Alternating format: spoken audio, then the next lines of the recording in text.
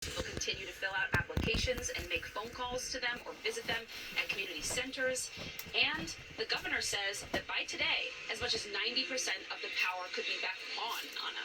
Okay, Antonia Hilton, thank you so much for shining light. And a reminder to all who want more information, you can go onto FEMA's website. They have a rumor response page there for you. And that's going to do it for us today. You can come back tomorrow. I hope you will. Same time, same place. We'll be here. Don't forget you can catch our show online around the clock on YouTube and other platforms. And be sure to tune in to Andrea Mitchell Reports at noon today for an interview with DHS Secretary Alejandro Mayorkas for the very latest on the hurricane response. For now, I'm Ana Cabrera reporting from New York. Thanks for joining us. Jose Diaz-Balart picks up our coverage right now.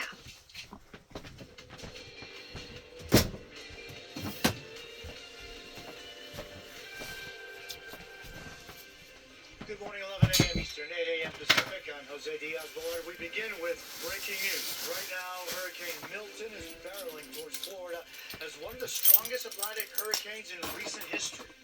Dangerous Category 4 storm now churning just north of Mexico's Yucatan Peninsula. Milton is set to make landfall in Florida late Wednesday into Thursday. It's expected to trigger a life-threatening storm surge. It could be the worst storm to hit the Tampa area in more than a century.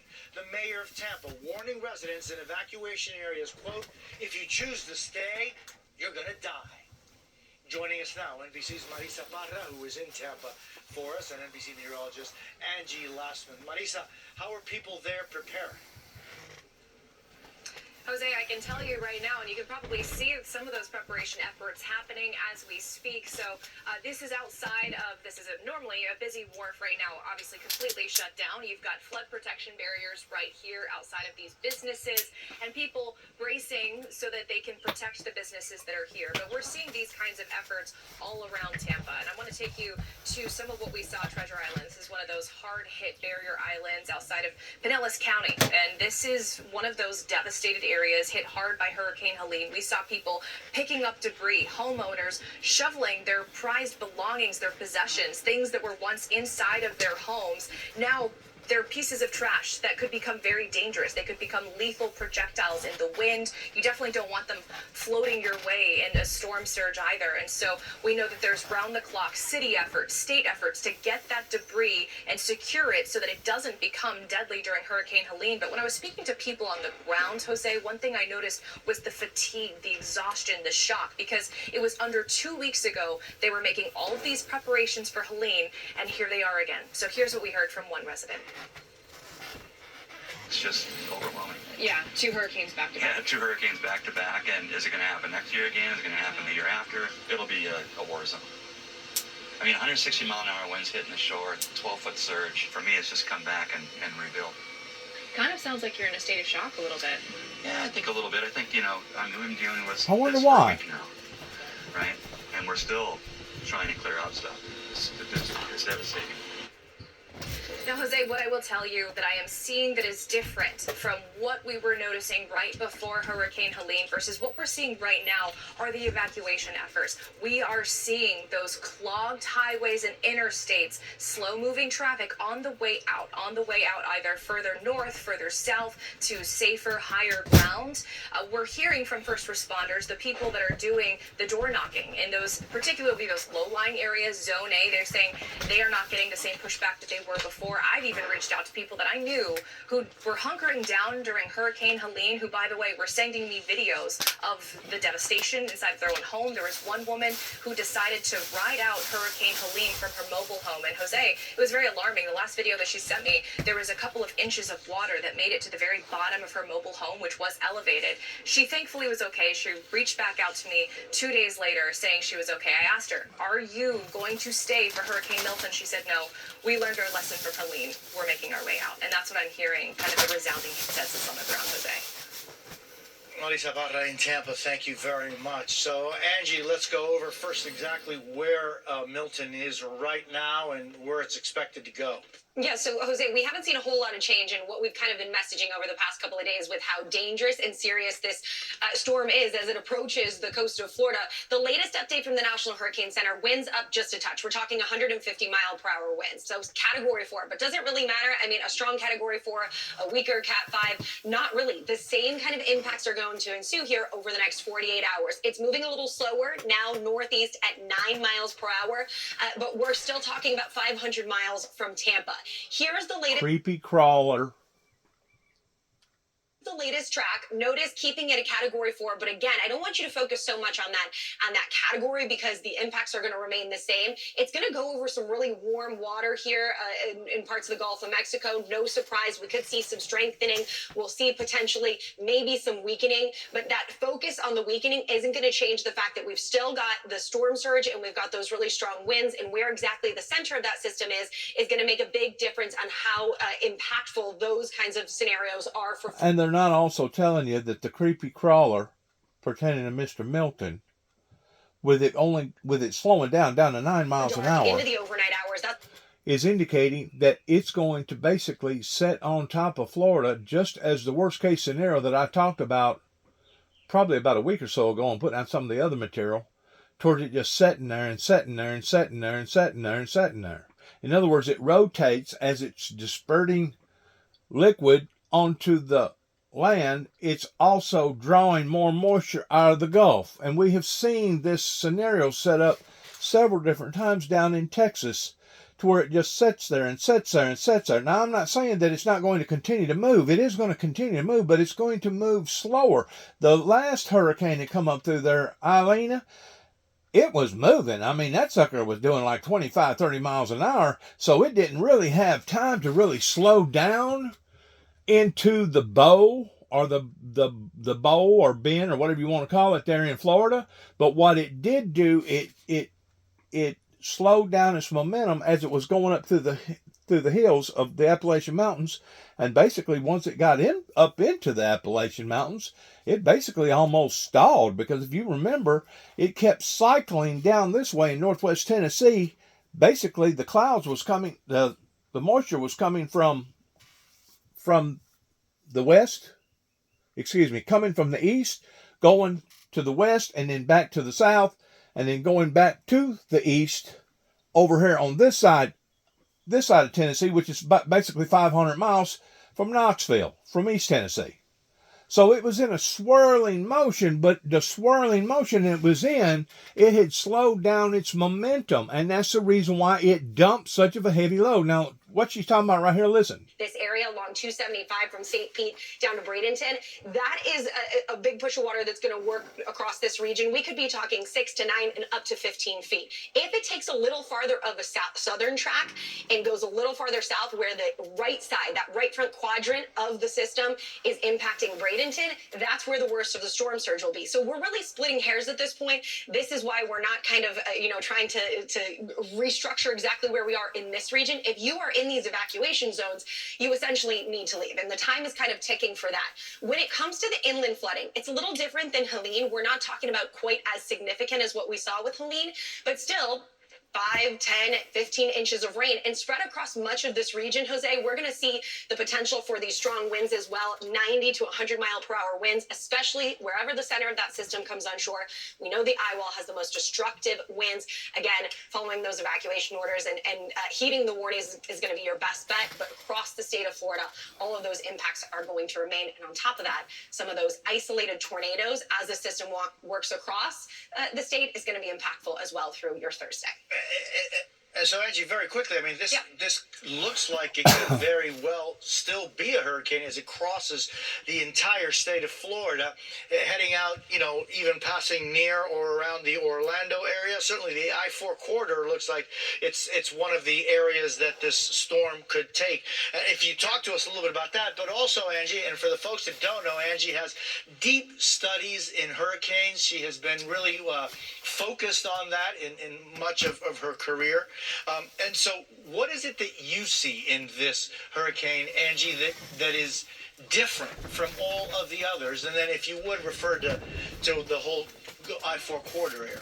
Yeah, and so just to be perfectly honest with everybody, I went to school in Florida. I spent 7 years at the NBC station in Miami, and I grew up going to a home. I still have property on one of the barrier islands in Pinellas County. So to put it lightly, have been very impacted by the situation that's unfolded with Milton. And Jose, you're exactly right. We do see those. Notice how these hurricane force winds are spread across the entire of the state. I mean, Florida is not all that wide, so it's not going to be hard to see some of those destructive winds. But you're exactly right with it maintaining that Category 1 strength here as it goes across the state of Florida. So that means that, yes, the storm surge is a major concern along the coast for the west coast of Florida. But if you live in Orlando, if you live in the Space Coast, Melbourne, Satellite Beach, all of those locations likely will see the potential for some strong winds, at least hurricane force. Remember, 50 to 70 mile per hour winds. You see trees coming down. They can fall on homes. They can fall on cars. We, of course, don't want you to be on the roads at those points. But all of those are going to be impacts. And again, the tornadoes, those are going to be something that we have to deal with across the region. And Jose, we saw some of those additional watches and warnings, the tropical watches and warnings issued for Jacksonville and points north of that, because on the backside of the system, once it goes out over the water, we start to see those wraparound winds. That's going to make a major difference for the storm surge and the flooding and the rainfall that we see there on top of those strong winds. So it's a multifaceted event and a historic one at that, and no signs of any improvements, honestly, with this forecast. Lindsay Lastman, thank you so very much. Really appreciate it. And joining us now, Javon Graham, who is emergency manager for Cleveland. And she didn't mention the fact that the other hurricane that come through 2 weeks ago has already softened the ground structure, the sand structure, to the degree that it won't take much now to blow those trees over at 70, 80, 90 mile an hour winds. Thanks. So we're just trying to take every mitigation effort we can, trying to clear some of the debris from our last event, which is still on the ground, and try and harden up the structures and kind of push the messaging of evacuation. We want people to get out of the area. This can be a death-dealing effect, a life-threatening effect, and we want people to take it serious. Yeah, I mean, how much of Helene's aftermath are you still dealing with at this hour? Oh, a lot. Like was said earlier, there's a lot of vegetative debris for our beach areas, our barrier island. We have sand that's 6, 12, 15 feet high. So there is a ton of debris still on the grounds that we're afraid can become projectiles that we have been aggressively trying to clean and get rid of. However, it's still there. And so it's a lot of sand, a lot of debris, a lot of items still that are out on the curbs, on the streets that we're still trying to get out the way today, but it's just an impossible task. I mean, when you say there is up to 12 feet of sand still there, talk to us about storm surge and the danger for the entire area. Well, that's a good point to make. Because we still have a lot of sand, even a lot of our stormwater systems that were cleared are still blocked up. So if you went through Helene and dealt with that storm surge, this one's twice as bad. So the flooding is going to be twice as bad. So a lot of our systems are still compromised and are just not going to be ready in time. So Exactly. we want people to really take this serious, because it will be worse than what we dealt with ever before. And so, what you all do and what you all have done for so long, your level of service and your level of concern and your level of even after effects is so extraordinary. What's your message to your residents at this hour? Heed the warnings. If you had damage during Helene, don't stay. We have ordered evacuations A, B, and C. If you can't go to a shelter, leave the immediate area. This storm is disastrous. This storm will kill people. So definitely take it serious. Evacuate the area. And so a lot of people are saying, "Oh boy, how far do I go? I don't have gas. The gas stations are, have mile-long lines, and I don't have enough gas." They don't have to necessarily evacuate 400 miles. Correct. We're pushing tens of miles, not hundreds of miles. Get to an area that's out of the evacuation zone. Get to a hardened structure, because, yes, streets are blocking up. Gas stations are running out of fuel. You just need to get out of the storm surge, because storm is the biggest thing that will kill you. But then again, we do have the high winds. So get to a hardened structure, tens of miles, not necessarily hundreds of miles, but definitely out of harm's way. Javon Graham, I thank you very much. I know that you have not slept, and that you have not slept for many, many days now. I very much appreciate you being with us this morning. All the best to you and all of the residents that you serve. Thank you very much. Coming up as we continue to track Milton and the recovery efforts from Helene, scientist Bill Nye joins us to talk about why he thinks these storms keep getting more and more intense and more devastating. Plus, we're just 4 weeks from the election. We've got new revelations about the relationship between former President Trump and Vladimir Putin. What Trump allegedly secretly sent to Vladimir Putin at the height of the COVID pandemic. And what Vice President Harris had to say on 60 Minutes when asked about the border policy. We're back in 90 seconds. You're watching Jose Diaz-Balart Reports on MSNBC. All right, let's go forward here. All right, break it up. Putin, there's a lot more in this book. Right, Jose, you just said it. We just got our hands on a copy of it, and we're currently reading it in real time, making our way through. But there's two particular parts as it pertains to Russian President Vladimir Putin. Number one, Bob Woodward, in his book, claims that a Trump aide says that the former president, Republican 2024 nominee, in a better shape has than that. spoken with Vladimir Putin 7 times since leaving the White House in 2021. It is not clear exactly when those specific 7 phone conversations took place. I want to note that we've reached out to multiple Trump officials here in the last half hour about that specific claim, and we have not heard anything back at this time. There's another part related to Vladimir Putin going back to 2020, and Bob Woodward details in this book that former President Trump, the then sitting president at the time, had, quote, secretly sent Putin a bunch of Abbott point-of-care COVID test machines for his personal use as the virus spread rapidly through Russia. He quotes Putin as saying, quote, please don't tell anybody you sent these to me. To which Trump responded, I don't care, fine. Putin said, no, I don't want you to tell anybody because people will get mad at you, not me. They don't care about me. Again, this is from Bob Woodward in his newly released book that is being published. We are still making our way through. I do want to note that the Trump team, the Trump campaign, has issued a broad denial of the statement in which they write in part, quote, none of these made-up stories by Bob Woodward are true and are the work of a truly demented and deranged man who suffers from a debilitating case of Trump derangement syndrome. Woodward is an angry little man. That is part of the Trump campaign statement. Again, though, when we went to them specifically about the claim and the reporting in this book that Donald Trump had 7 phone conversations with Vladimir Putin, the Trump campaign has not specifically denied that claim inside of this book. Jose? And Vaughn, we're also learning about how President Biden discussed with Israeli Prime Minister Benjamin Netanyahu a whole series of issues. Exactly. There was distinct frustration earlier this year, this spring, in which he used a pejorative or a vulgarity to describe Bibi Netanyahu. Of course, this has been a tense relationship, him referring to Netanyahu as a bad guy. This, of course, has all played out into these 60 Minutes interview that we watched with Kamala Harris last night when she sidestepped the question about the extent to which Prime Minister Netanyahu is an ally versus Israel being an ally of the United States here. But this book is beginning to chronicle the Biden administration's inner workings over the course of the last year since that initial attack from Hamas on Israel, in the frustrations between the Biden-Harris administration and their relations with the actions and the decisions coming out of Prime Minister Bibi Netanyahu's office. Any reaction do we know of from the White House as to these statements? At this point in time, you're asking me, and I have not seen a statement at that time, but we will come back to you if we do get one, Jose. Vaughn Hillard, thank you so very much. Appreciate it.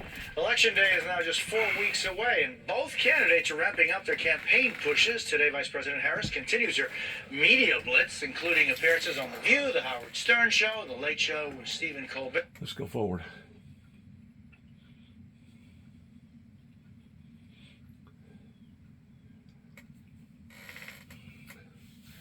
You know, I'm really surprised that something really, really intensely bad hadn't already done happen with the great state of Florida. And don't get me wrong, I love Florida. I've been in Florida probably a dozen or more times.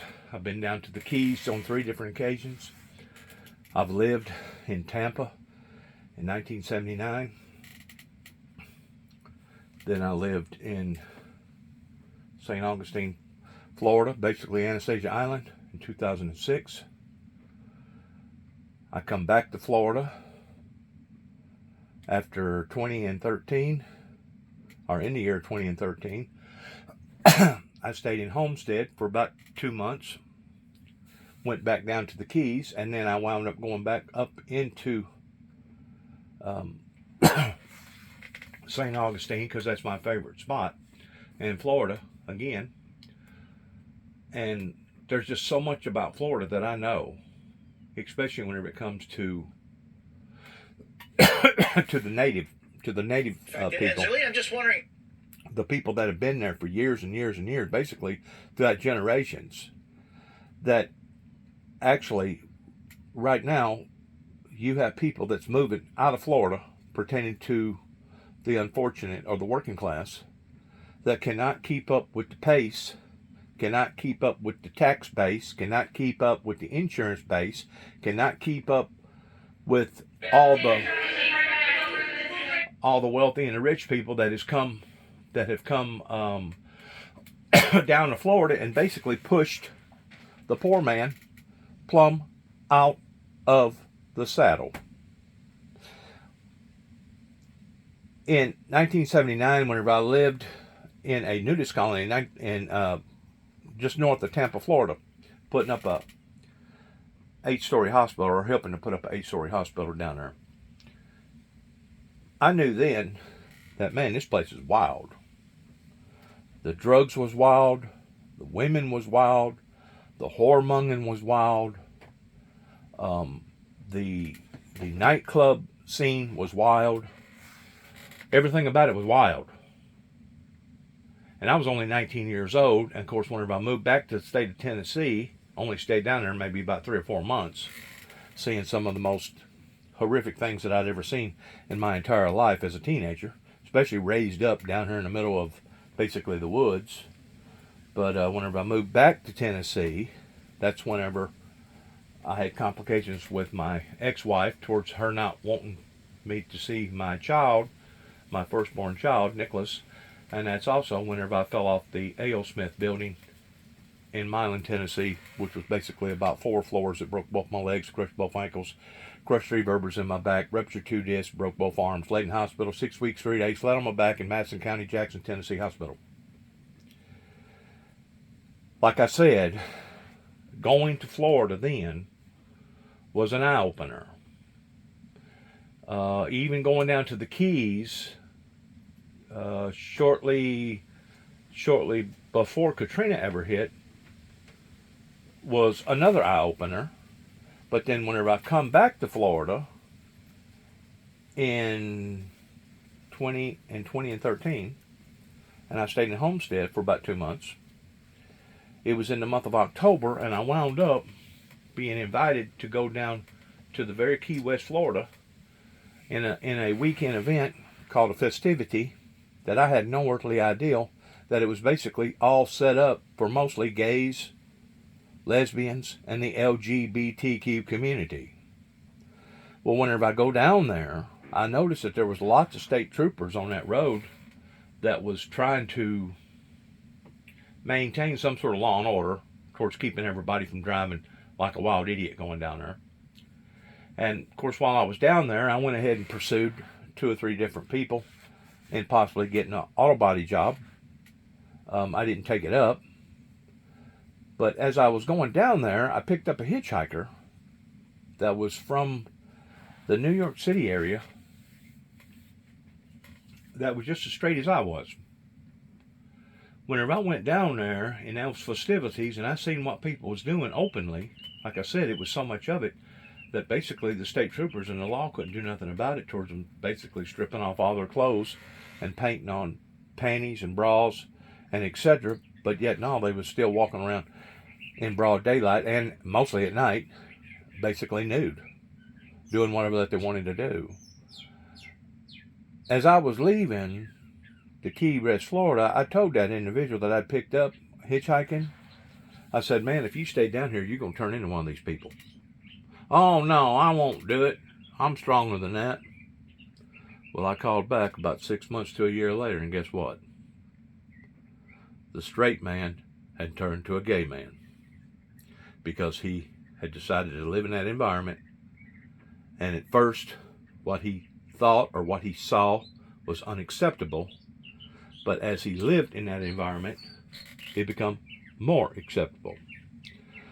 I know in 2006, whenever I first went to work for Wilson Chevrolet Garage there in St. Augustine, the mechanics and the body men too would tell me horror stories about how wild that it was in various places, to the point that body men and mechanics would basically come in with a sack full of pills or a sack full of weed or a sack full of whatever, and they would just throw it on the cabinet or throw it on top of their toolbox, to the point that any and everybody, including the insurance adjusters, could come in and see that dope sitting there.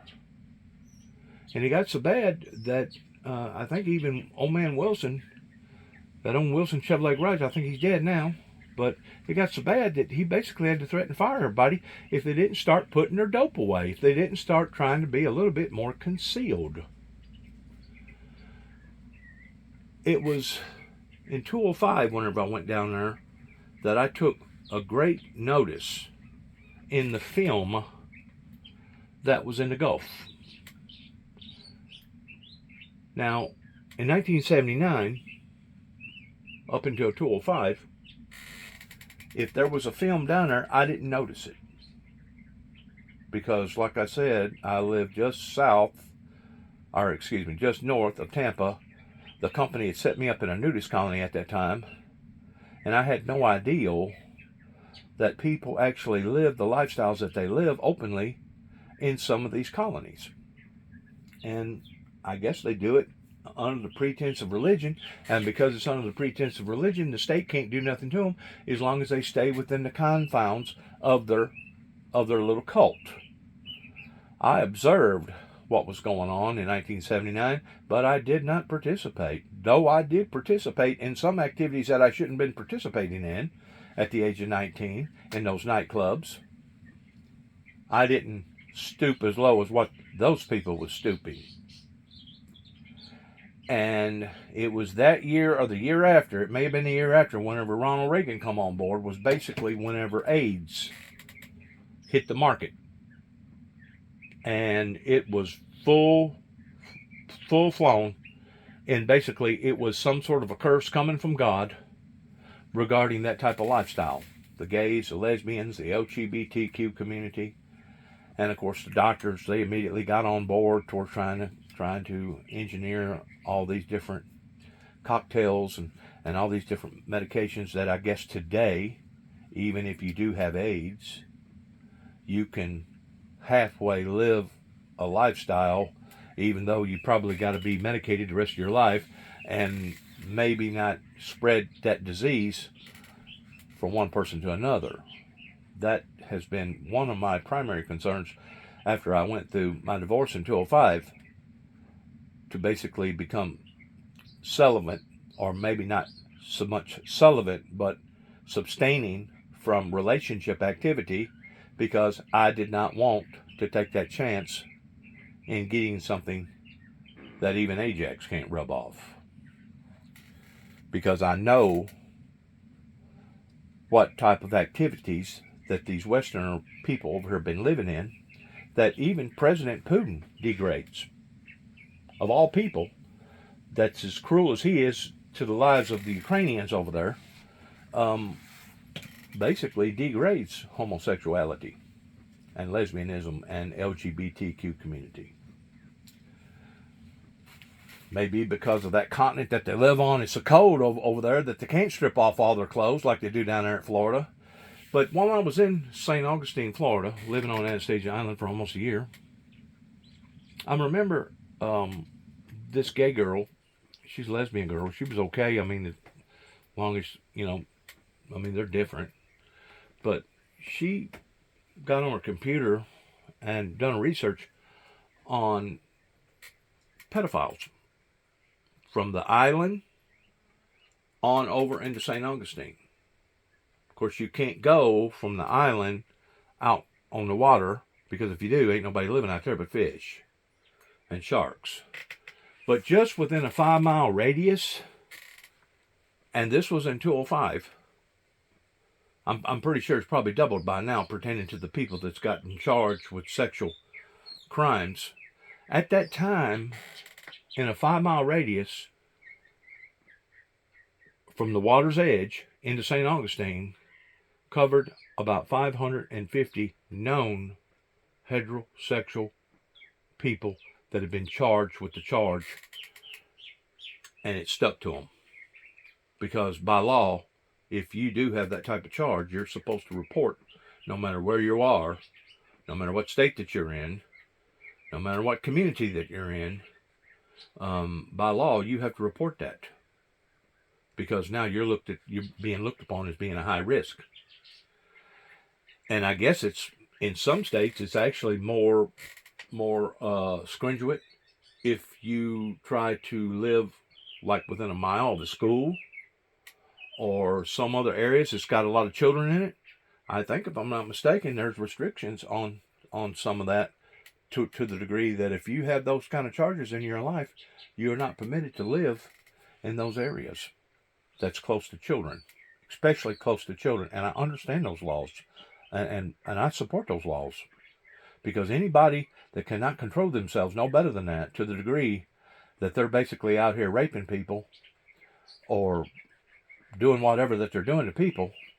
Can you really trust them around children? Really?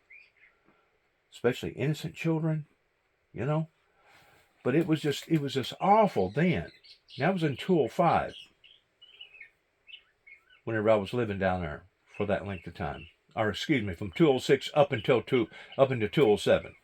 I got my years a little mixed up there, because it was basically the Hurricane Katrina come along in, I think it was September or October, and I didn't move down into the Mississippi area until that following next year, about January or February, with an individual that I know real well over here in Lexington, Tennessee, that also's got a body shop. But I identified in 205, before I ever moved down to Florida, in 206, going down to the Keys.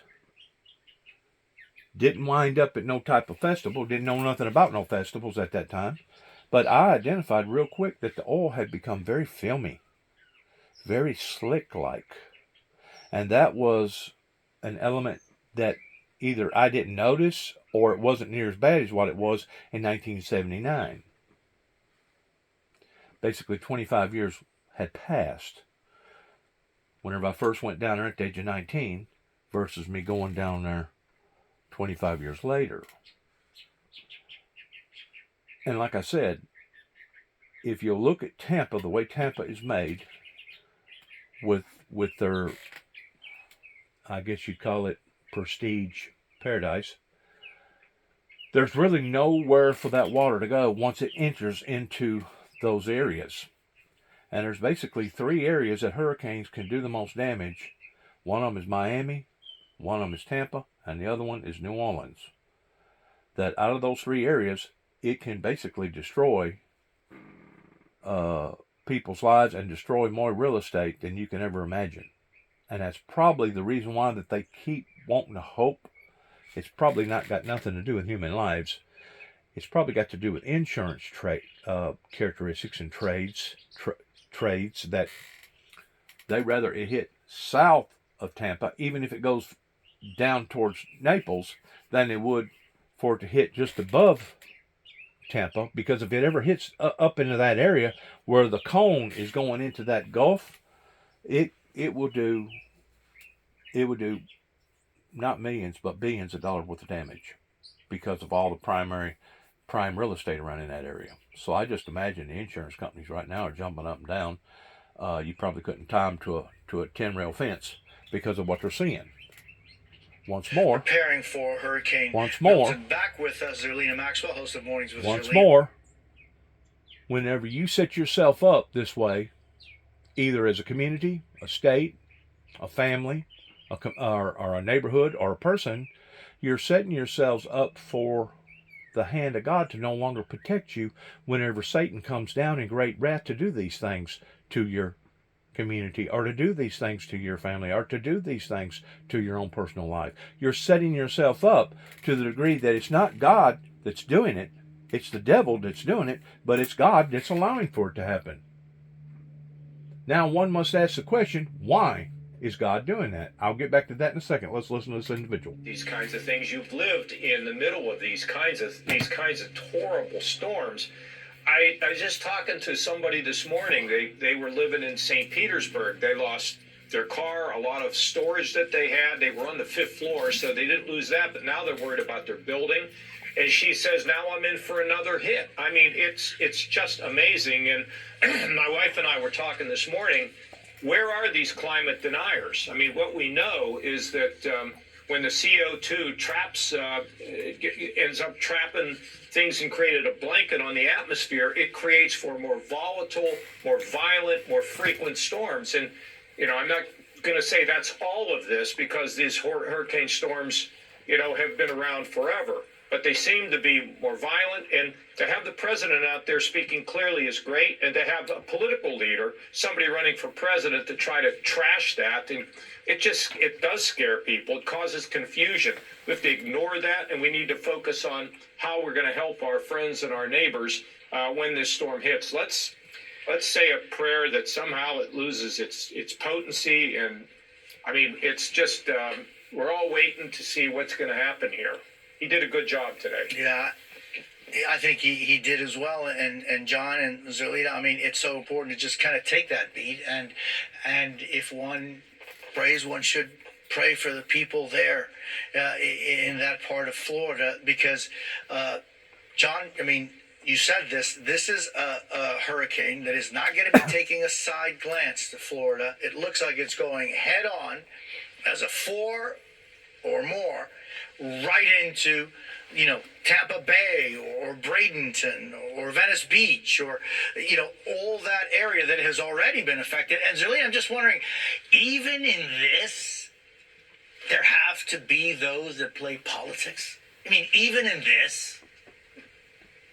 Sure it will. No, it's a very important point, and I Sure also want to say, as the daughter of 2 pastors, that I have prayed today for the people that are in the path of this hurricane, and I think that it's a reminder to all of us that while we tend to view most things through a political lens, there's just, we want human beings to be able to survive and live and thrive and be safe with their families, and that's why you shouldn't play politics with things like this. It reminds me of the moment during the Trump administration when he Sharpied over the poster to change the path of a hurricane. Right. We're talking about incredibly important issues. It's literally life and death in Right. certain circumstances. And we need our leaders to believe in science, to believe that climate change is real, and to address these issues with humility, frankly. Humility and just caution, listen yes. to the experts to make sure that people have clear and Humility accurate and caution. information to keep themselves and their families safe, Jose. Yeah, and Jose, thank you one for other for point, that, if I Zerlina. could, Yeah, go ahead, one other John. point, if I Yeah, could sure. make it, and that is, it's like the issue of public health, you know, where you're now having a debate about everything about public health. The answer to that, the key to that, is to make sure that science is there, that it's up to date, and that policies that are being carried out are consistent with what we know from science. But, you know, this is all because we become so polarized. People have become, many people, not everybody, have become cynical that we're looking to attack something else. And when we're talking about candidates and all that, that's one thing. But when we're talking about the lives of our people, that's a whole nother issue. And Jose, it's important that the voices are out there telling the truth and being strong in terms of what they have to say. Zerlina Maxwell and former Governor John Kasich, thank you both so very much. Very much appreciated. Thank you. Up next, what appears to be a coordinated attack against Israel. And that's exactly the reason why that I sat endlessly watching TV, talking about these matters, being just as frank and as honest as I know to be, while trying to elaborate on my testimony pertaining to the things that the founder of the Windmill Ministries has went through. Also elaborating towards why, how come, who, when, and where, and etc. Now, if people want to continue to ignore me, I can't do nothing about that, about people no longer wanting to to support me or listen and take notice of the things that I'm trying to tell them. But whenever I was going to paraphrase that in the other direction, but whenever I have steadily been hammering to the public, beginning in 205 of A Bloody Road Ahead, seeing how much death and destruction has befallen up into the American people's lives since 205, especially with all the gun violence, especially with all the mass murders, and then in 207 put out other advisories pertaining to massive electrical disturbances to come. Whenever you are consistent in saying these things, and the proof is consistent in seeing what's following in behind these things after warning people about these things, proof is in the pudding that I'm not just talking to hear my head rattle. But then again, whenever I make these links, when I put these links out, these video links, and I get basically no response other than maybe 4 or 5 here, 7 or 8 here, 10 or 12 here, it makes me wonder, well, maybe I am just talking to myself. Maybe I am just whistling Dixie. Maybe there's not nobody out there that's actually paying any attention to me because I'm too frank. I'm too straightforward with what I'm talking about, and the majority of the people, especially in this area, that have played a part in the denial or the rejection of the windmill ministries, they know that what I'm talking about, that they're guilty of. And because of it, I don't know if it's pride, I don't know if it's ego, I don't know exactly what's motivating it, but the fact of the matter is, it would take a stick of dynamite for a lot of these people, especially talking about law enforcement people like Tommy Thomas or Tommy Moore or Prosecuting Attorney Johnson or retired Tommy Thomas or some of these mayors around here in some of these towns. It would basically take a stick of dynamite to get these people off of their rear ends, and I mean that metaphorically, to get them to get off their rear ends and admit to the things that the founder of the Windmill Ministries have been talking about is and has been and still is actual factual. Truth will set you free according to the Bible. And once more, I'm not saying that I'm a saint. I'm not saying that I can walk on water, turn water into wine, and raise the dead. But I can say this, that that's my ultimate goal. And I can say this, no matter what may fall my way, pertaining to hardships, pertaining to being judged unjustly, or pertaining to being ridiculed, or pertaining to being basically set up, framed, I'm not going to change my perspective on what I believe, how I believe it, why I believe it, when it happened, why it happened, and where it happened at. Especially whenever you have 3 big boxes of material, either in audio, video, paper form, CD form, and now digital form to back it up. So whenever I talk the talk that I talk regarding that various individuals around here are going to be held accountable for these things, I mean just exactly that. Beginning in Kenton, Tennessee in 1983, whenever I made a telephone call to the White House, and then Don Curry and 2 or 3 other ones, as well as the mayor of Kenton, decided that they was going to rough me up and they was going to brand me and they was going to try to destroy my character in any way, form, or fashion. And there's people right here that's still living in this area, in the Cydonia, Hop In, Beech Ridge area, Kenton, Sharon, Martin, Greenfield area, that knows that what I'm talking about is the truth. Whenever I get to talking about how that our biological father, James Robert Jackson, was basically out of control, very abusive, and if anybody should have went to Bolivar to have a psychiatric evaluation done, it should have been him.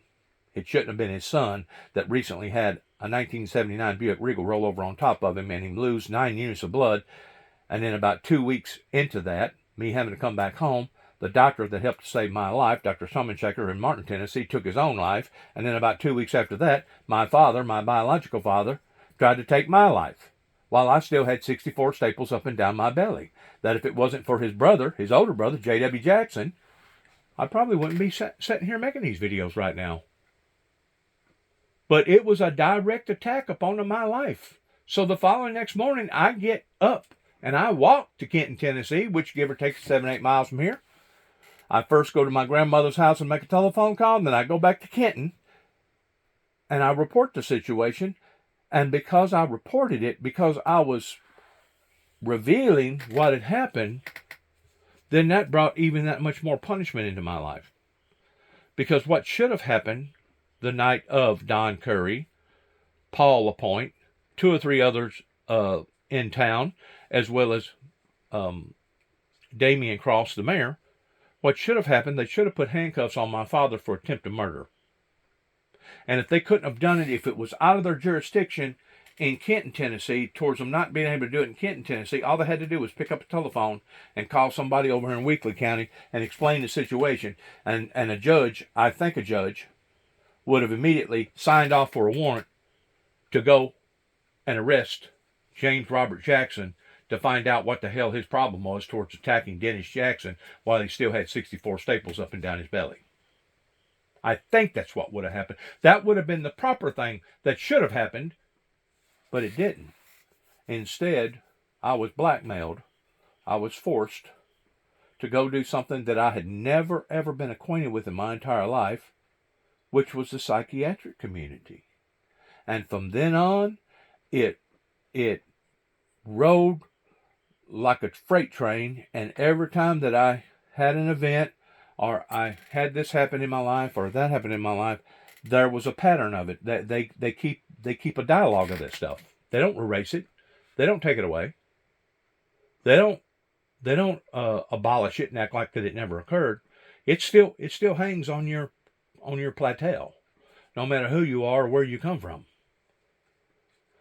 But in the meantime, we got doctors, we got judges, we got other predominant people that winds up having to go to places like that, and you'll never see that in any of their profiling. Why is that? Because they're the right people that knows the right people that can make stuff like that disappear. Well, they didn't want that to disappear in my life. They wanted me to be branded with that beginning in 1983. And since then, I have been fighting for my sanity and my innocence, and I have been projecting and putting out messages pertaining to my life of the who, the what, the when, and the where, etc., leading up into me coming back here in the year 20 and 14, and basically all hell busting loose in my life, being targeted, my brother and I, for 3 consecutive years, to the point that it was so heavy on my brother that he couldn't bear it, and it basically put him in an early grave at the age of 51. Now, because of the sorriness of the type of people that is in rank with the corrupt system, do you think out of good gesture, do you think out of good heart, do you think that the probation officer up here in Dresden, Tennessee is going to confront Judge Pence? Are going to confront Tommy Moore? Are going to confront any of these officials after them knowing the truth, the whole truth, nothing but the truth? Do you think that they're going to confront them and shame them openly? Absolutely not. Why? Because they're part of the system.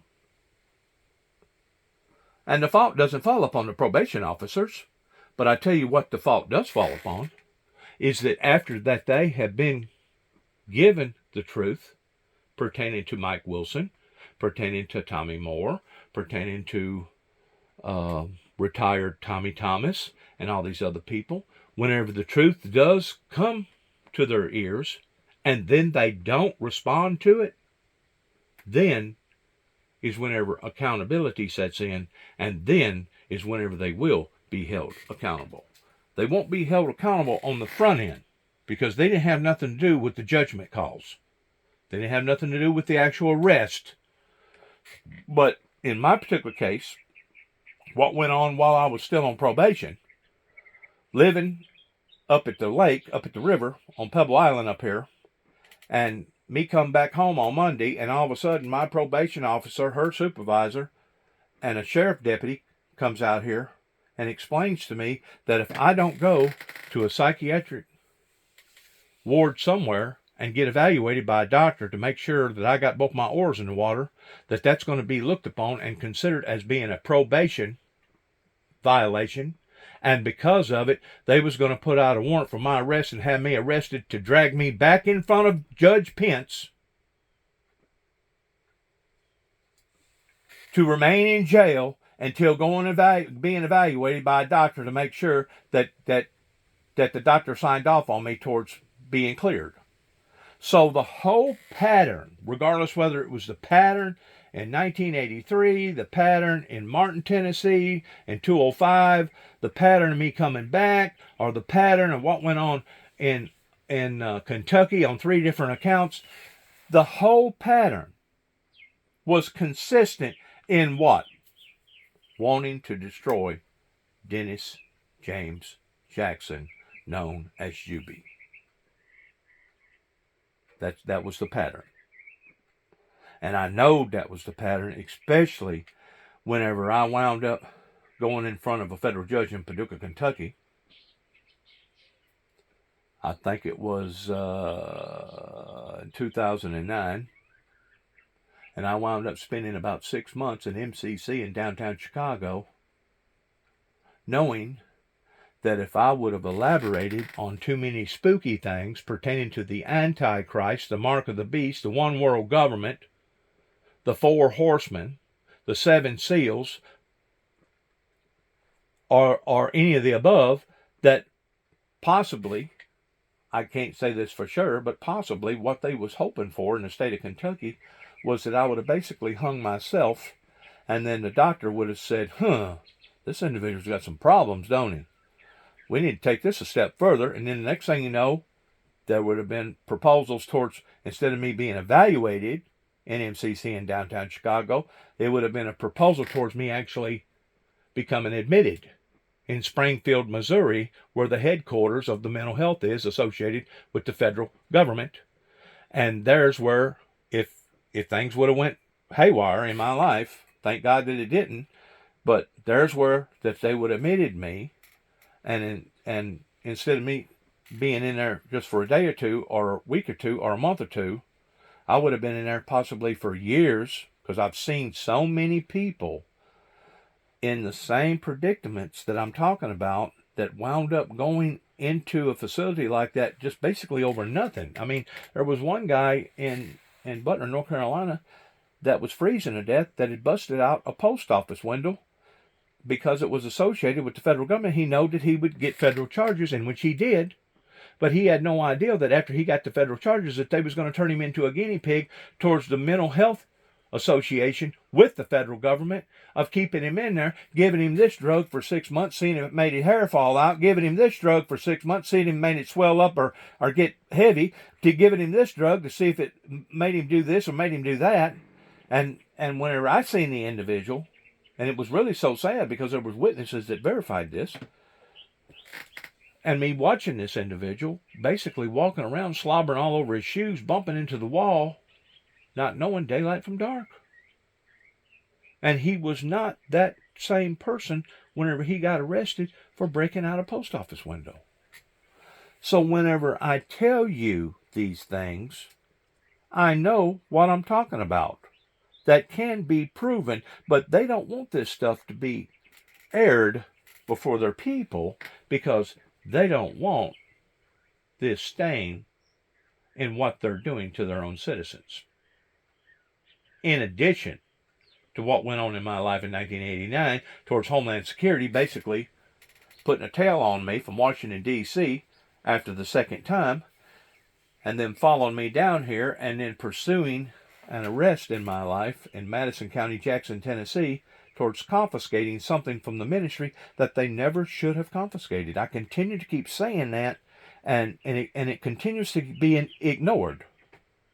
Well, you can ignore it all you want, And I have a tendency that the people that I'm talking about that's part of this are so sorry that they're willing to actually not just watch the boat go down, but wanting the boat to go down with them. That way they won't have to explain in this lifetime the things that I'm talking about. In other words, I'm convinced that they are willing to go all the way with this, to the degree of causing a New Madrid Fault going off and basically killing thousands, if not hundreds of thousands of people.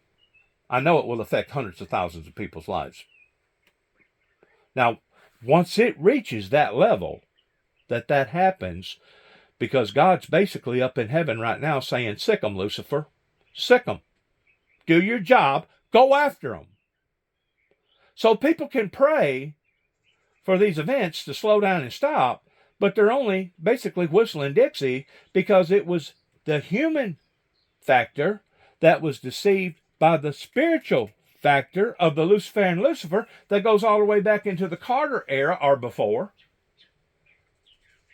that our politicians and preachers was warned ahead of time 50 plus years ago of what was going to happen and why it was going to happen and when it was going to happen, and their response was back then, we'll get back with us whenever it starts to happen. Well, now it's starting to happen. You can't reverse it. It ain't like a switch that you can just flip off and on. The only way that you could stop in escalating global warming right now is that you'd have to shut down the whole planet Earth and everybody have to go back to walking again. Do you think that's going to happen? You think all these moving parts with all these gizmos and gadgets that creates all this friction, regardless whether it's motors and vehicles or transmissions or moving parts or in factories and smokestack, whatever, you think that all that's going to just shut down overnight? You think people's going to start walking overnight? Going back to the horse and buggy day? No way. It ain't going to happen. So whenever they talk about this goal in stopping the rise of the planet from heating up, good luck in that. I think it's impossible. Just like I think it would be impossible to tell everybody to stay at home and no longer operate your vehicle. It's unusual and scientifically interesting, but very, very troubling. My heart goes out to, our hearts go out to everybody who is affected. Absolutely. And will be affected. Absolutely. Not just by what's happening now, but what has happened. I mean, they're probably going to retire the names, both Helene and Milton. It's so serious. So here's the striking thing. The hurricane is coming from the southwest going to the northeast, not from the southeast going to the northwest. And it's going into a part of the Gulf of Mexico that has this extraordinary thing called the loop current. And it reminds me very much of gears spinning together, where one gear drives the other gear. And so the hurricane, it naturally has a counterclockwise spin in the northern hemisphere through this remarkable thing, the Coriolis effect. And then it's getting amplified by the spin of the sea right there, the Gulf of Mexico. Now, you've probably been to Clearwater, Florida. And Clearwater, Florida gets its name because of the way the sediment settles, because of the way the current spins through there. Well, this current is going to help amplify this hurricane, and it's even going to spin off tornadoes on the outer edge. I mean, this is a very, very big storm, and the whole thing is driven by the heat of the ocean in the Gulf of Mexico. I mean, everybody's been talking about this literally for decades. Well, here it's really happening so quickly. This warm water provides all this energy to these storms, and the cool air, the relatively cool air around, drives it up. The water vapor comes out of solution as rain. The heat is released at high altitude, and this causes the spin, and the spin of the earth causes the whole thing to go around. Now look, Jose, you know, when it comes to things like space exploration, I do my best to be political but not partisan. Where do we apply our intellect and treasure? Right? And when we're on MSNBC, I'm very happy to be here, big fan, we are talking to people who are generally like-minded. But anybody out there who has young voters in your world, in your family, this is it, everybody. The other side, as we often call it, has no plans to address climate change. no plans for long-term dealing with these sorts of problems. If you have young voters out there, encourage them to vote. People say, what can I do about climate change? If we were talking about it, associating it with big storms like this, that would be really good. But the main thing is vote. Thank you. And Bill, very quickly, how much of an impact do you see climate change playing in all of these explanations that you've given us? How much do you see climate change as being a part of that? Oh, it's no question, everybody. Look, in climate science, everybody has been studying this for years. Everybody has been commenting, scientific papers have been written about how warm the ocean is around the Florida Peninsula. And it's this warm water that is It's basically bath water. And intensifies so quickly. Everybody, be careful out there. Let's get through this. Absolutely. I like the scenario that the other guy used that wasn't on this particular video, that it's kind of like an ice skater, that as an ice skater is going around and around and around, that as they get faster, they pull their arms into the middle and they even get faster. That's basically what a tornado or a hurricane does. It tightens itself into the middle to the point that it gets even faster and faster. Or another scenario would be if you released water out of your bathtub or your sink and you watch it swirling go down into the hole. I mean, you don't have to be a brain surgeon to figure this thing out toward what's going on, folks. Category 4 storm hurtling toward the state's west coast. Meteorologists warning that the hurricane zone is getting larger as it gets closer to Florida. Officials ordering mandatory evacuations in some zones, telling everyone to get out while they can. A storm so big, President Biden has canceled an overseas trip this week. If you're under evacuation orders, you should evacuate now. You should have already evacuated. It's a matter of life and death, and that's not hyperbole. It's a matter of life and death. Well, what do you do about people that's on life support machines? The What do you do? Iran's, What do you do? proxies attacking Israel overnight. What do you do about people that are elderly and are plagued with poverty and don't have enough money to afford to get out? What do you do about those type of people? Well, it's pretty obvious that we can't rely Mandatory upon. evacuations expand along the Gulf.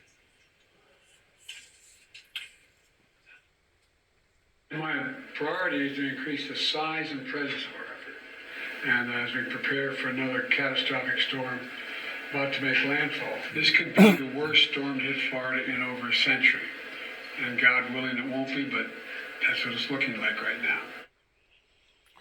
So you have to ask yourself a question. If our United States government can't take care of the victims that has already been victimized by the first storm up in the Appalachian Mountains, down towards South Carolina and Georgia, do you really think that they're going to be on top of their game whenever it comes to evacuating elderly people or people on life support machines or people that's basically so poor that they can't even afford a gallon of gas, much less 20 gallons of gas to get out of that area to save their own lives?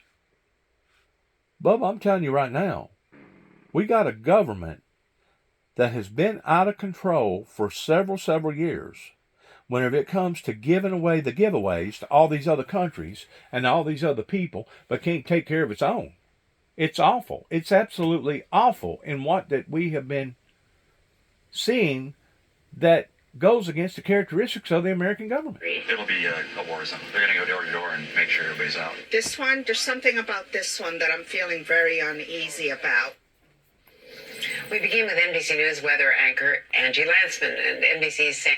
You take all that floating debris, all that is going to turn into projectiles. That's going to, whenever the water does come in through there, it's just going to tear up that much more real estate that is standing. Be just like a bunch of little bulldozers hitting everything. It's just going to tear up that much more stuff. That's all that debris is going to do, because they ain't had enough time to pick the debris up. Like I said, it's going to turn into floating projectiles that you take a couch, and all of a sudden the couch is doing 20 miles an hour, and it slams up against the side of a building. What do you think it's going to do to that side of that building? Probably going to rip the side of the building out. To where if it would have just been the water and water alone, it may not have done so much damage. But because now it's got a couch in behind it that weighs a couple 100 pounds, it don't have no problem at all in turning that into a little bulldozer and going ahead and pushing that wall down. And if you ever start to compromise on that structure, then the next thing you know, the whole structure will come down. So it's compounded times 2. It's compounded times 2 in what they're fixing to observe. And like I said, people on a spiritual side of it and a moral side of it obviously has been blaming this stuff on God, and it's not God. It is mankind that has created this atmosphere that now we're having to live in and becoming accustomed to almost every year. Of these used to be 100-year storms that now comes almost every year. 10 to 15 feet in the Tampa Bay area, spreading down towards Venice. That's where we're most concerned. This is what causes the most loss of life in these systems, and especially we're going towards high tide time. We are not talking about a low tide timing with the landfall. So 6:51 for high tide in Tampa Bay, very concerning when it comes to that worst of that storm's. Now look at that bowl. All that water goes up in there, goes up into that mouth right there. It don't have nowhere to go other than to go inland.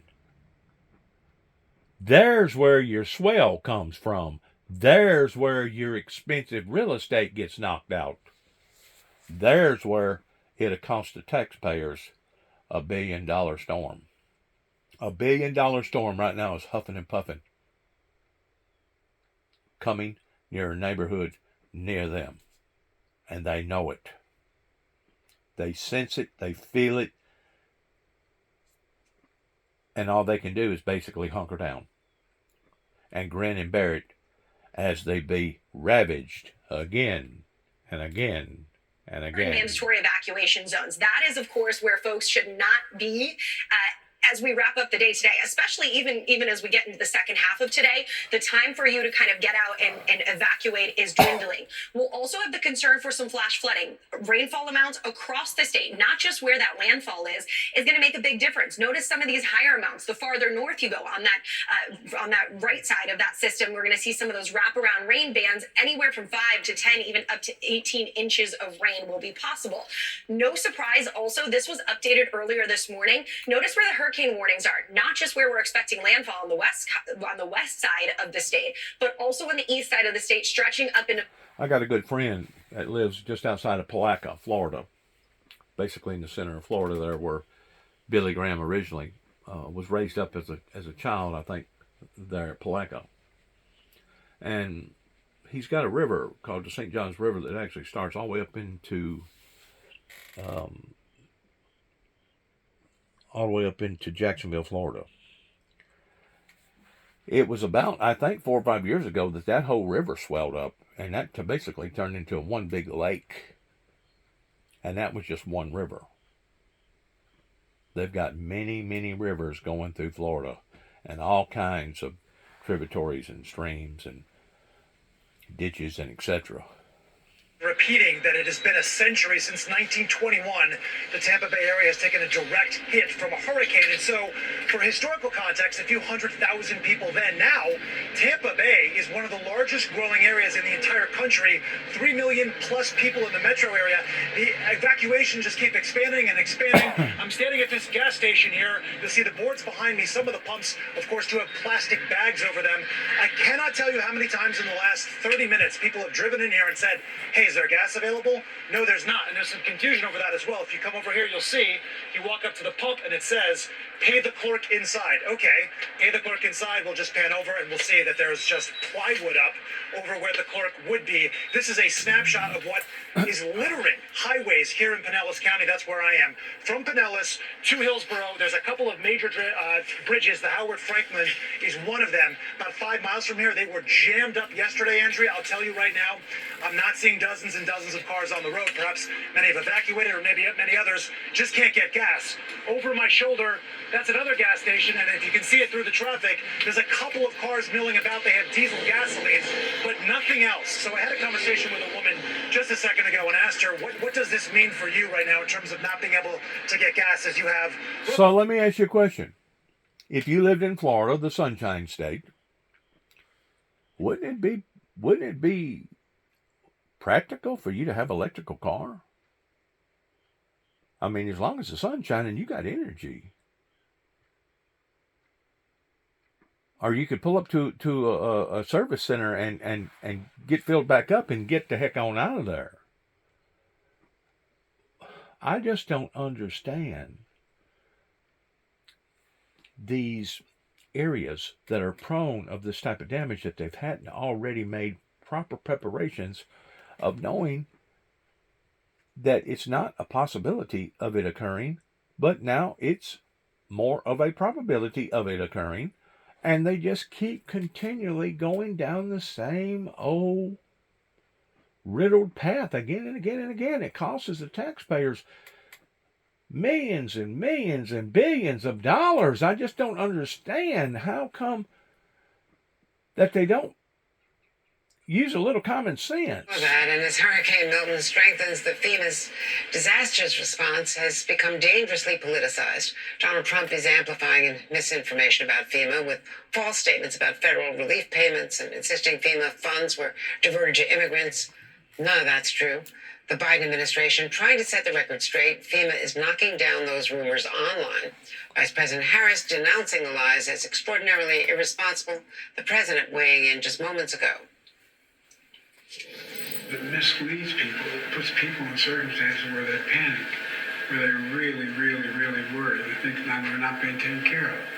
And it really is, it's going to sound, use an old phrase, it's un-American. It really is.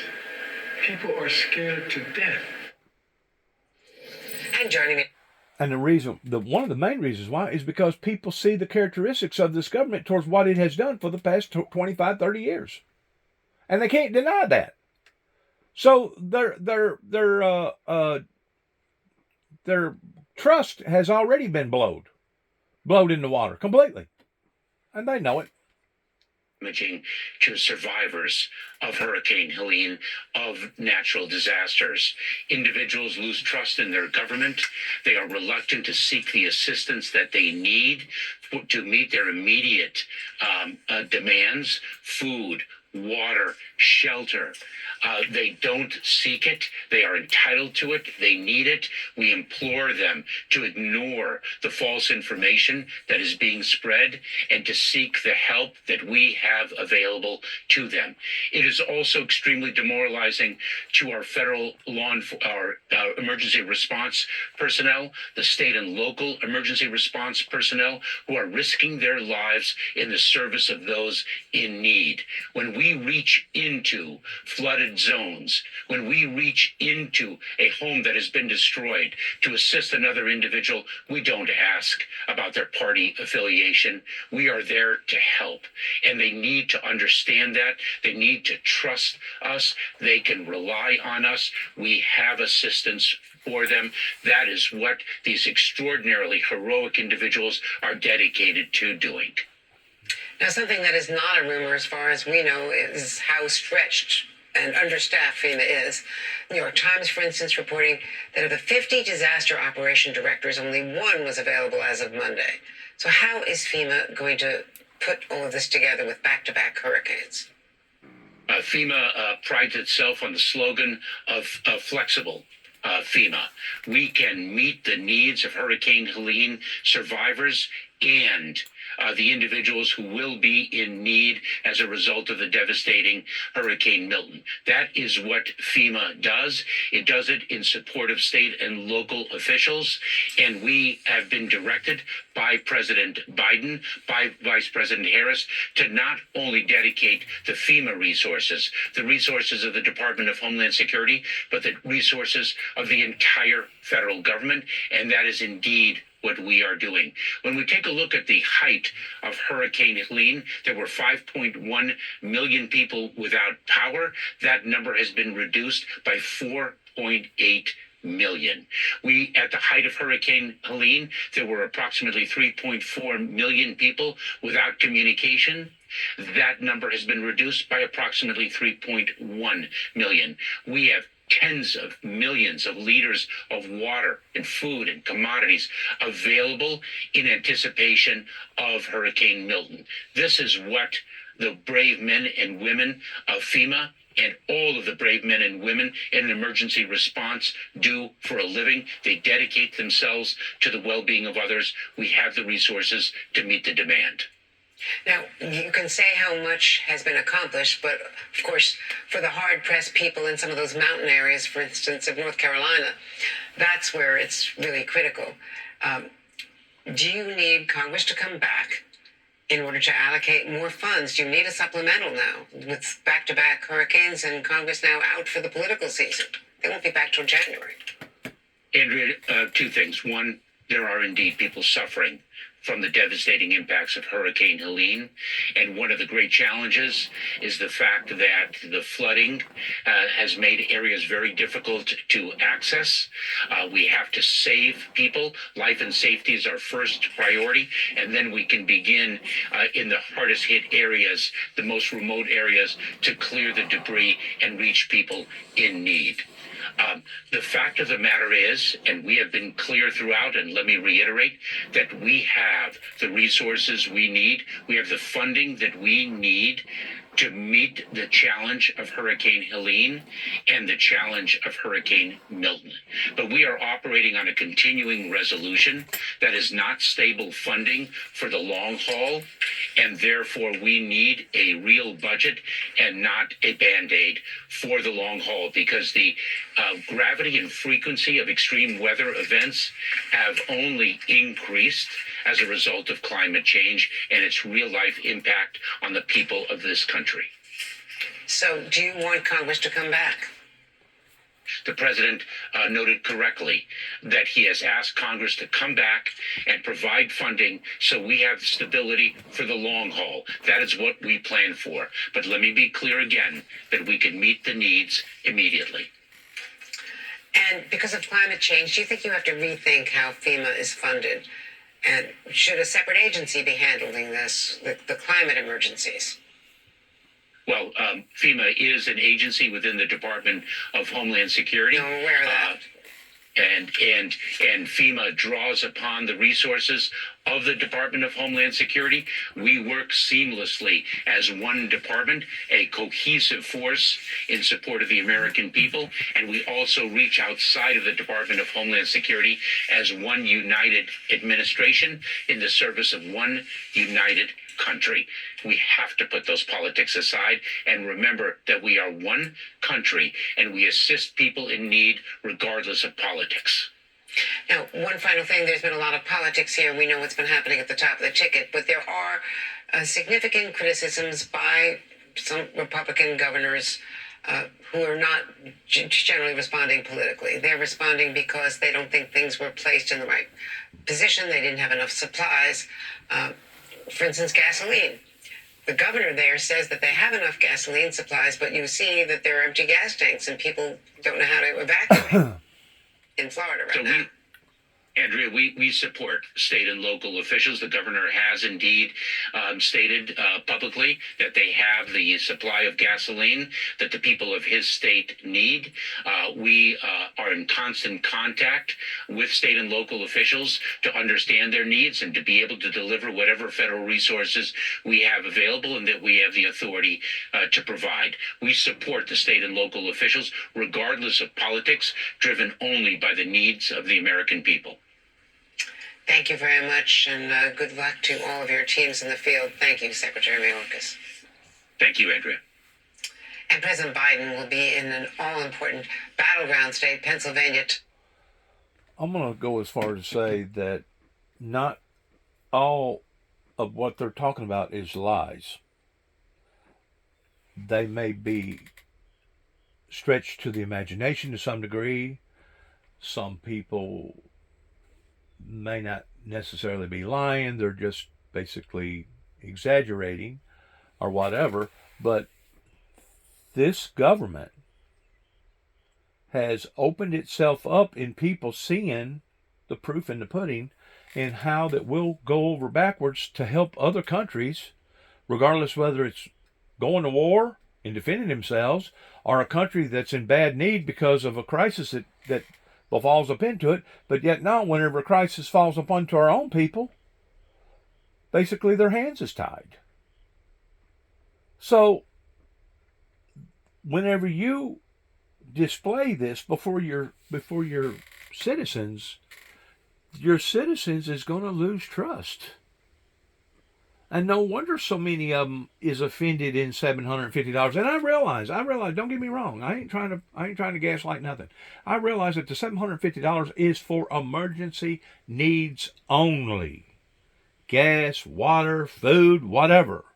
That later on, they'll do a follow-up, and those same people that was allotted at $750 may be allotted $7,500, or maybe allowed $75,000. I don't know. I don't know how they do all that. I know that FEMA has come into various smaller catastrophes, such as tornado damages, and they have done a remarkable job, along with some of your county and state facilities that basically are working in unison pertaining to all of this. But once more, they're coming onto the scene after the fact. What are we doing before the fact?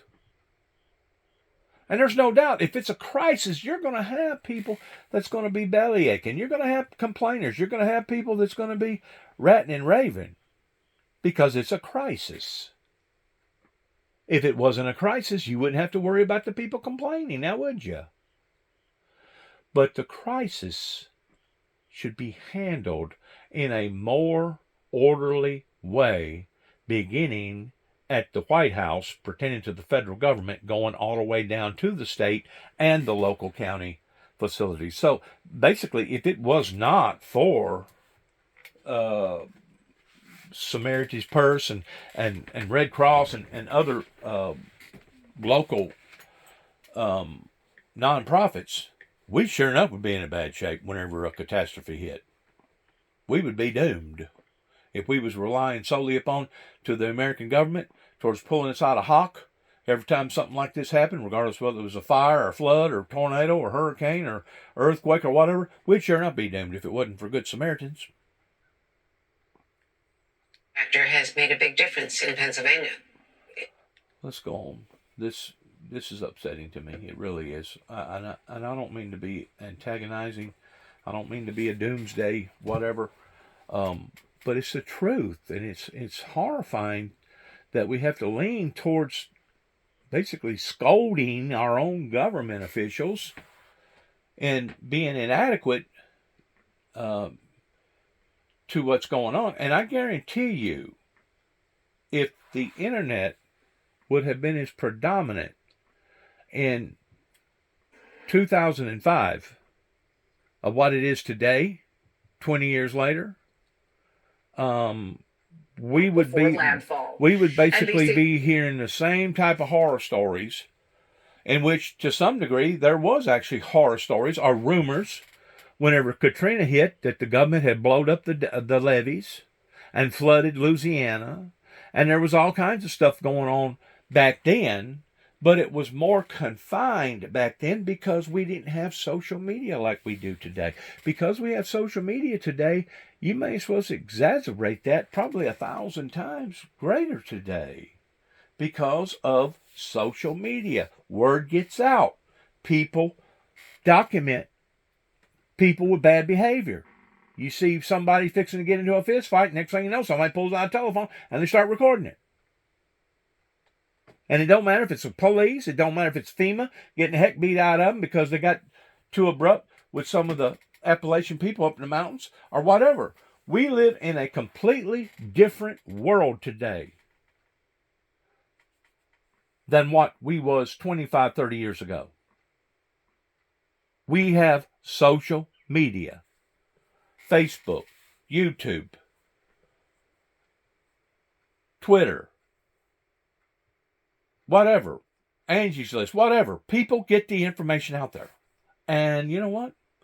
I'm not saying that the information is absolutely being lied about. It may be exaggerated a little bit, but because there's so much of it, now our government is being exposed toward just exactly what type of government that we have and what type of safety provisions that we have made as a government agency, regardless whether it's a federal, state, or local, in not being able to take care of its people. There's people that's going to die up in the mountains that could have got saved if somebody would have got to them in time. Now, what is that saying about a civilized society that's supposed to be one of the smartest, the toughest, the stablest? What is that saying to all these banana republic countries if we can't even take care of our own? Proof's in the pudding.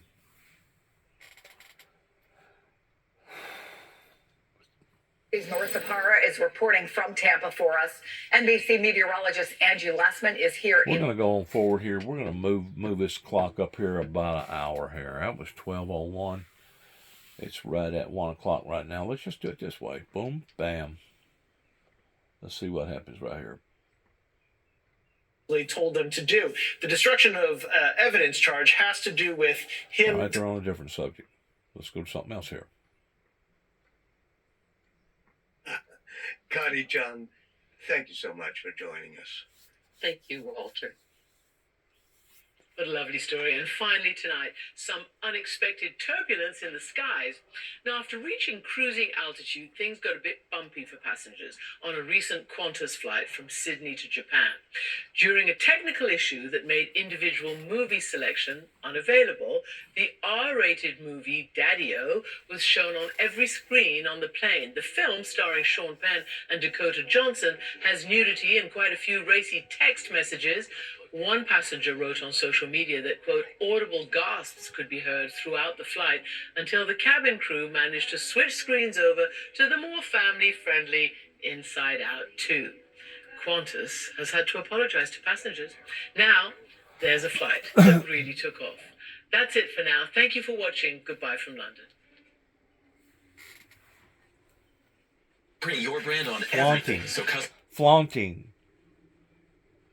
Basically. Look, the story of this campaign has been one of extraordinary intelligence. Basically cramming it down our throats, regardless whether it's nudity, regardless whether it's homosexuality, regardless whether it's LGBTQ community.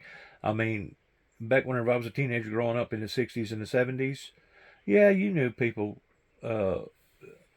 was active in those type of activities.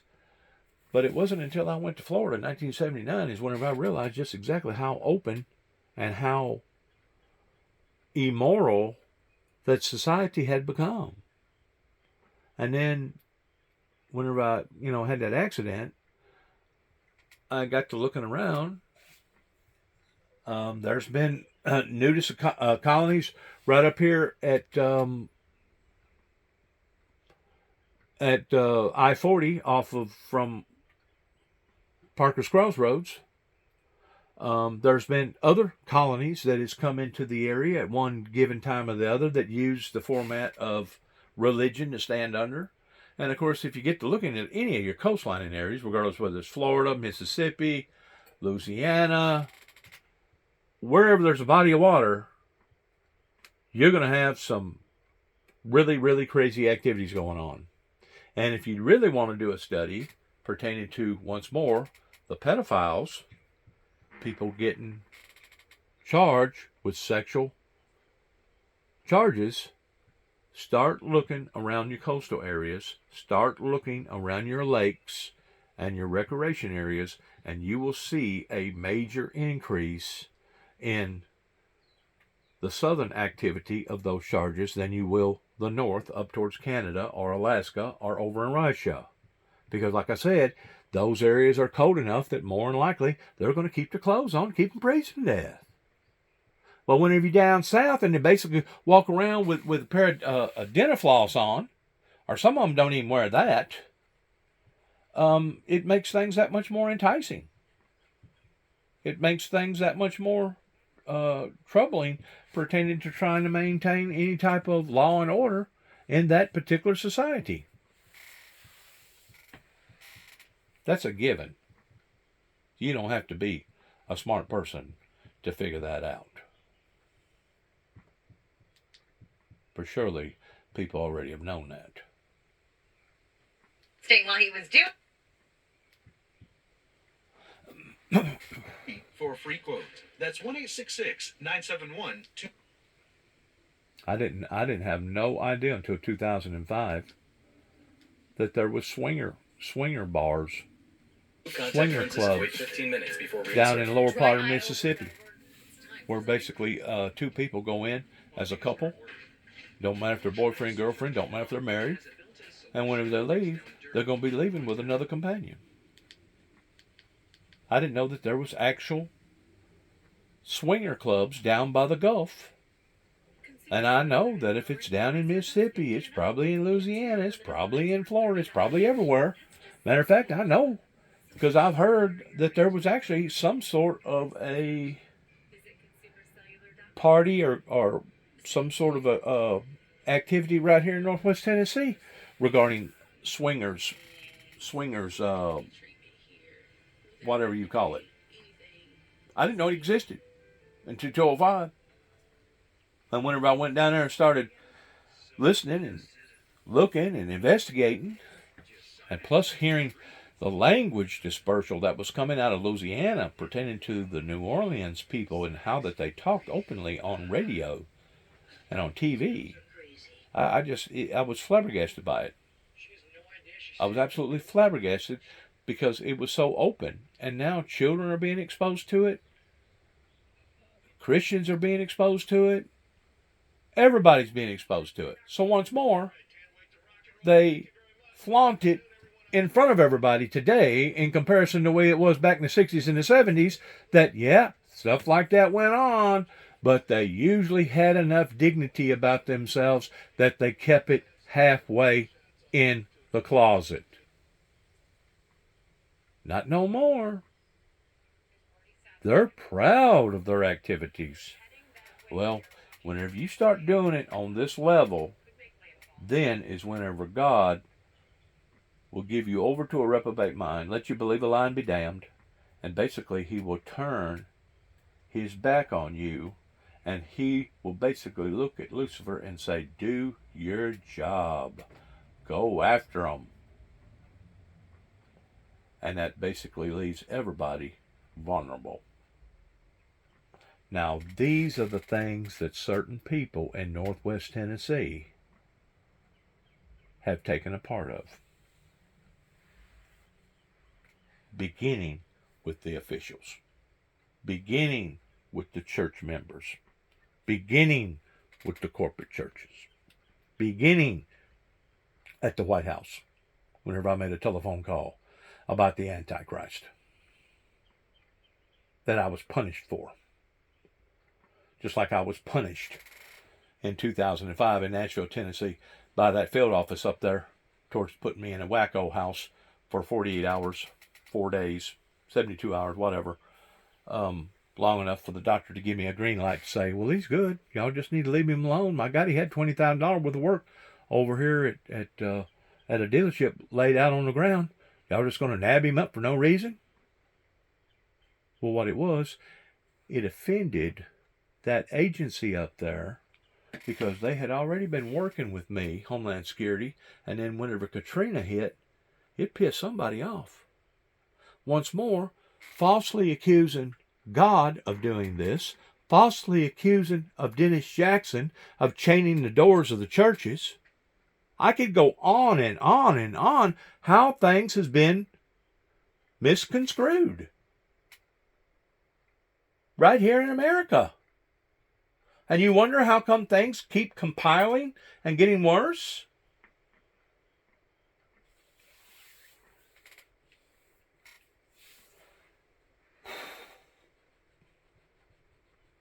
I was punished for putting a t-shirt in the mail to the 43rd President of the United States about a bloody road ahead with the apocalypse Four Horsemen motto on it, and I was punished in 207 up in the state of Kentucky for putting out literature to once more the church members at these churches from Grand Rivers to Benton to Calvert City on up to Paducah, Kentucky, about God had shown me that there was going to be electrical disturbances. I was punished twice within a 10-day period up in Kentucky in year 207 for trying to help society out. Twice.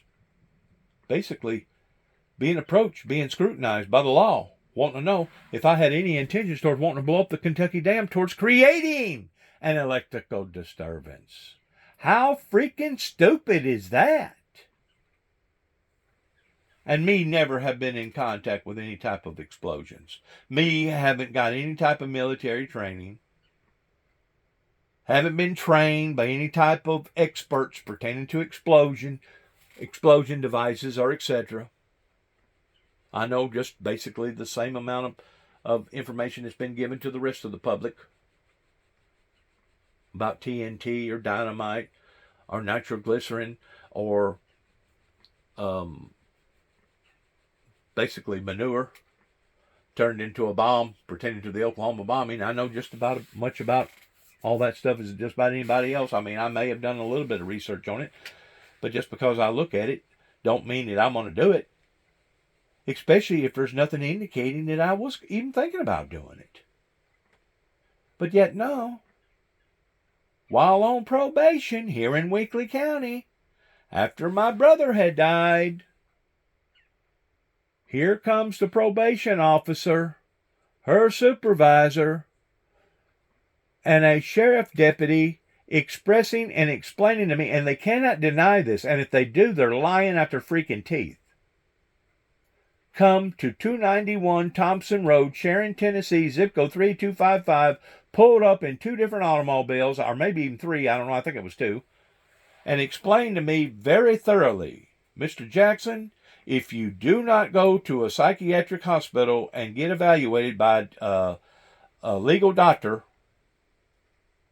we will look upon that as it being a violation of probation, and we will be coming after you in the form of an arrest. And it was based upon me bumping into a person, not a group, but a person, in Waverly, Tennessee, Humphreys County, Tennessee. This was before the flood came up there.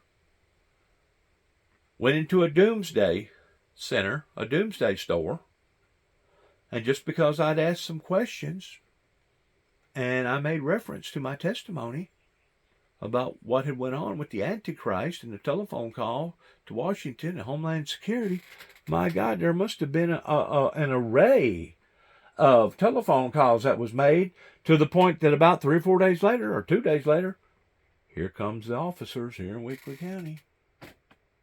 Lo and behold,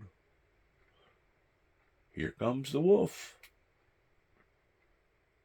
growling at the door again.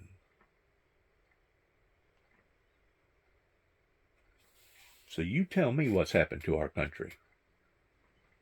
You tell me why these horrible, horrible, bad things continue to keep happening to us, as far as us being jinxed. You got to go back to the point of reference, to the point of origin. What went on in 1988 when Ronald Reagan and the White House was fully aware of Dennis James Jackson's testimony, fully aware of the supernatural events, the miracles that had happened in his life, fully aware of him meeting Satan in the flesh over here in Martin, Tennessee, and the crown of thorns, fully aware of the 2 hands that miraculously saved his life in 1983, causing him to lose 9 units of blood, fully aware of these things, but acted opposingly to them?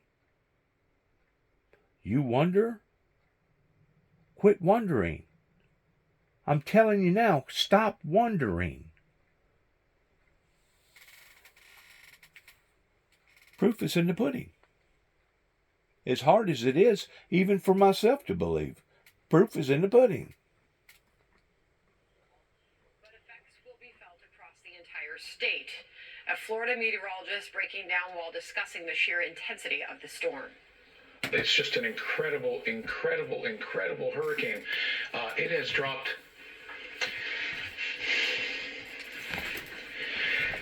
It has dropped 50 millibars in 10 hours.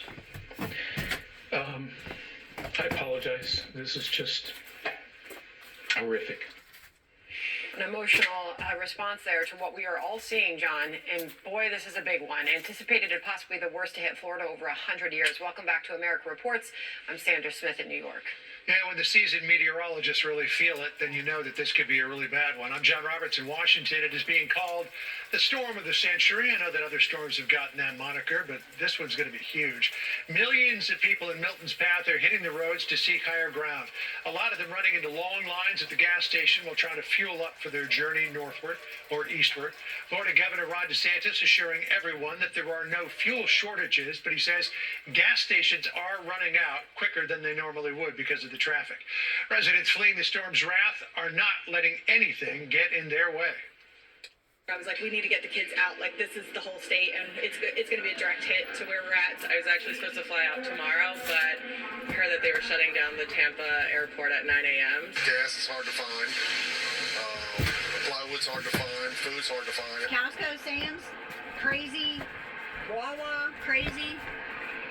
But it is what it is. Fox Weather storm specialist Mike Seidel is on the ground in Madeira Beach, Florida. And Mike, they're still cleaning up after Helene, and now they got to get out again. Yes, and look at this, John. They're getting to it as quickly as they can. They've got about 36 hours before landfall, but they won't have all day tomorrow. They've got the bulldozers and the big dump trucks up and down Gulf Boulevard here in Madeira Beach.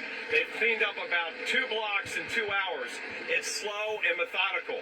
And this damage and these piles of debris go for miles and miles out of here into the next town and to the next town down to Clearwater Beach. You can see dump trucks lined up in the distance.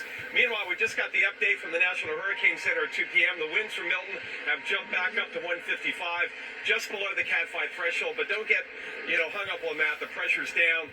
It's not really going to strengthen much more, but it is expected to weaken, meaning the winds are going to slowly back off before landfall, but the surge is still going to be nasty. There's the track, the cone coming in the bullseye is the Tampa Bay area. This could be their worst storm since 1911, so over 100 years ago. And so that's what we're watching. The surge could break the record set by Helene. And I want to show you, John, down the street here. They're cleaning off Gulf Boulevard, but there are miles and miles of city streets in this area that look like this. They've cleaned all the debris. They remediated everything out of these houses and homes. And it's sitting here. And what's going to happen tomorrow night and Thursday morning? Those will be floating projectories. That's all that will be. That will intensify the damage load probably 7-fold. It'd be 7 times worse because of just the projectories, the floating projectories floating around. Like I said, you take a big old couch or an automobile that's been flooded and it's just sitting there. I mean, it turns into a projectory, just like a tornado. Whenever a tornado starts, it's not necessarily the category 3 or 4 or 5 Fujita scale of the tornado that makes it dangerous. The fact that it picks up so much debris and that debris starts floating around along with that 175, 180 mile an hour winds, that basically turns it into a trajectory that causes basically projectiles floating around. That makes the storm that much more dangerous. Same way with floating debris. You take a big usher of water, it grabs hold of all that stuff, it's going to intensify the damage because they haven't had enough time to gather it up and take it to the dump. This is going to be bad. And I just pray to God that human life will be able to escape, because this is going to be bad. Thursday morning early, we got a surge coming in, maybe up to 10 feet or more. We've got winds blowing at 100 miles an hour in gusts. So all this is going to float around or start flying around. And my vision on Thursday morning at first light is Gulf Boulevard, all of this is going to be deep into Gulf of Mexico sand like we saw almost 2 weeks ago. And there's going to be debris scattered everywhere. That's why they're trying to get all of this off the roadway and out of the way. But the more debris that's out here that flies around and ends up on the streets, that's going to cause a problem Thursday morning trying to get in and around as we deal with the aftermath from the second major hurricane to impact this area in 13 days. John? You know, Mike, just for perspective, people hear about storm surge and they think, oh, you might get a foot or two of water on the street there behind you. But if the storm surge is anything that is toward what it's forecast to be, which is 12 to 15 feet, things like that home behind you will literally be entirely underwater. I'll show you where the water got for Helene. Right now, I can tell you how high it got for Helene. It was right up here. So this is about 6 feet. They've already, by the way, put in new vinyl planks in the floor. I couldn't believe it. It looks like brand new stuff. They pulled everything out of the house. So if it gets back to here, on all of these places, the one positive note, and it's not really positive, but not much else can get damaged because everything was damaged and ruined. It's on the streets. So it's basically more water going into homes that have been cleaned out and scraped clean. Just a very sad situation. Not much more can be damaged just at the point of water damage. I understand what he just said. But whenever it comes to taking all that debris and turning it into floating projectiles, yeah, a whole lot more can be damaged pertaining to knocking down walls and being destructive. Because that's what makes a tornado that much more destructive, is because of the debris. It's going to be bad. I don't know no other way to spell it. It's going to be bad. I just hope to God that the human loss of life will be minimum.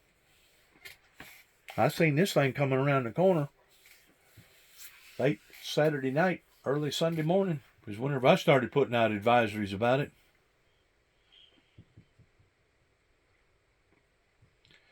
It's too many elements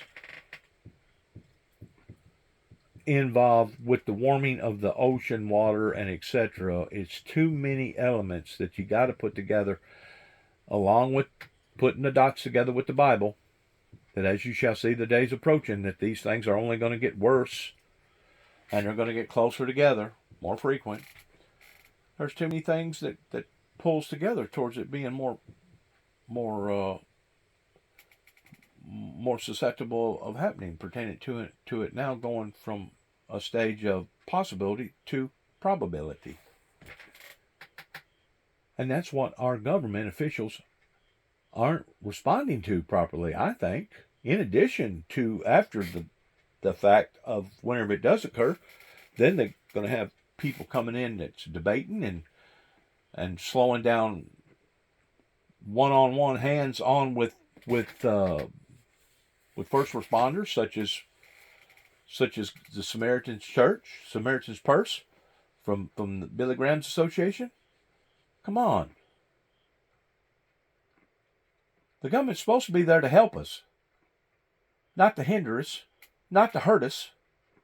And that's exactly what the government has done to the Windmill Ministries missions going all the way back to 1989, whenever it first stood out into the eyes of the general public.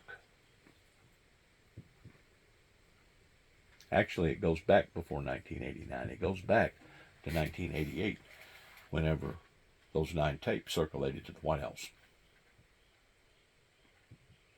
Only thing I can say, may God have mercy on all of us, heaven help us all, and good luck to us all. God bless America, God bless our troops, God bless our endeavors, and God bless many people's lives that continually be affected in a negative way that could have already been taken out of this hellhole. But because of the delays it has put us where we are today. Good luck. Good luck and shalom.